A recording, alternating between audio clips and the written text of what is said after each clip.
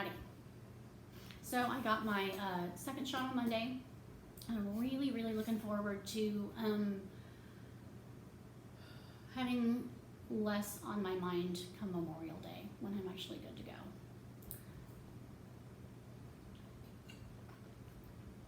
It's been really difficult. And I haven't been like super forthcoming about it because in order for me to do that, I would have to think about it being difficult. And I think that a lot of folks understand that while you're in the muck of it, you don't want to think about how you're drowning. You'd rather just tread water, so you just stay in the treading water mode. And so I actually kind of experimented with, not just being around folks every, once a month or every month and a half, because it's been about that, but that I wanted to, so I tried to be involved with some folks a while back, and things were going really well, even with COVID being a huge pain in the ass, and I was starting to feel really good about it, and it felt like things were coming together, and then really pretty rapidly we realized that it wasn't going to work.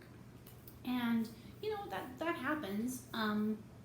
We decided to take a little bit of time, and it took me a few days to crash, because that bouncing back and forth and then being reminded of all the stuff you don't have that you've been ignoring that you don't have just to get through is real jarring. Psychologically, it's a pretty delicate place to be. So after that, I decided to kind of hunker down and just do school for a bit. I hang out with my besties still, once a month, once every month and a half-ish, and that's been good. Because I'm looking forward to sharing again, getting my community on. Absolutely, definitely want to grill. But my bestie Chris Kelly came last week. He stayed for 4 days. I was worried about it. I haven't had anybody really in my space for quite some time, and 4 days is a long time to have anyone, especially, it's quite an extreme, and I really thought a whole lot about how to make that easy for me, easy for him, still being a good host, just doing what I can to facilitate him being able to have a good trip and get the things done that he wanted to do. I think we were successful there. And he really anticipated my needs and really gave real thought and consideration to the position that I'm in, the psychological place that I'm in, and the physical place that I'm in, and was really respectful and, prepared himself to be, a bit of an island. I think he was ready to, kind of engage and disengage based on what I needed. But it actually worked out really, really well. There was a situation that happened. He didn't do anything wrong. So I don't really need to go into the specifics of it. But I needed to think it through. I needed to figure out what in the situation was wrong, what I needed to change. And I got a hold of him, and we worked it out very quickly and efficiently. I'm really glad I said something.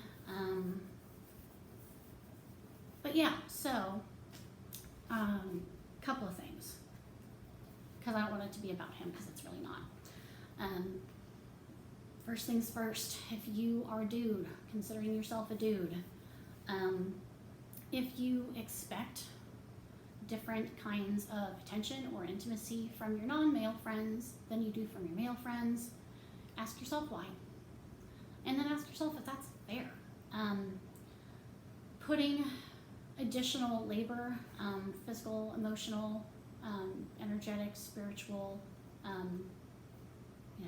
being your counselor, that's a lot of extra work to put on someone.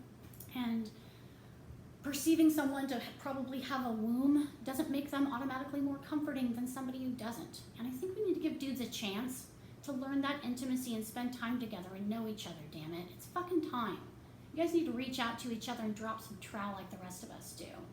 And I expect my male friends to be better friends now. From that experience and kind of just some of the things I've been working on. if you expect that kind of spiritual or physical, non-sexual, emotional labor from non-men, you better be damn sure that you are providing enough back to them that they value, that it makes it equal and worth it to them, because that's so much work to put into somebody, and by and large dudes really don't give that shit back, and it's really exhausting, and it makes you a less worthwhile friend. You know, there's not a lot we can ask you for that we can't get from non-men. And I think that disempowering yourselves as friends and taking away your own agency because intimacy is hard, because being a dude is hard, it's not a good enough reason to call it in, especially when you expect that kind of other stuff from people. Don't just give people what you want them to have or what's convenient for you to give them. Find out what it is that they need. If you don't know, ask them. Use your 5 senses. Pay attention. You know, figure out what it is that other people need, and then find ways to give that to them. Show them that they're valuable to you. I feel like dudes don't do that because they think it means that they're interested in you, and it's like, just be a good friend. I love when Harry met Sally, but I'm not getting in that fucking argument with people again. You just need to stand up. And if you're that male friend who does expect, maybe it is more, and maybe that is too much work for somebody, and maybe that's not fair, especially if I'm not actually involved with them, If you feel like that might be you, I want you to know that it actually feels really cringy. It feels palpably physically uncomfortable. It creates anxiety. To be physical or go in cold to an energetic connection or spiritual stuff, when that connection hasn't been maintained or you haven't been reconnected, you kind of have to disassociate a little bit like that. It kind of feels like prostitution. It's demeaning. And I feel like it took me a really long time to understand, like, why do I feel like shit after doing all this nice shit for somebody? Well, that's why. It's not our job to go around recharging people and healing them, or comforting them. So if I'm going to do that for people, I want to make sure that I'm getting what I need from them, and that they even have things to offer me that I need. So make sure that you're paying attention to what you're bringing to the table, and that you have things of value to other people that they want. A lot of us are groomed to not want anything from dudes, like at all, because we're told that if anything even remotely emotional happens, they fucking run. They call us crazy. They say we're too much of a hassle, or they're just scared, or there's a number of things that they say, and that's, you don't even realize you're selling yourself short. It's just you realize that there are so many needs that aren't being met and that you're giving too much. So I really want to lift that up.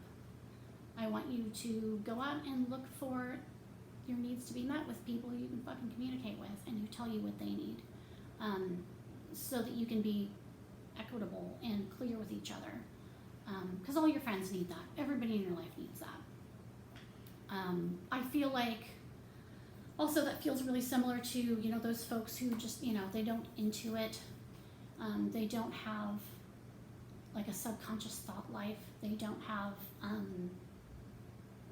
dream life, either waking or asleep or in another state, that they can bring back to those other times or other spaces.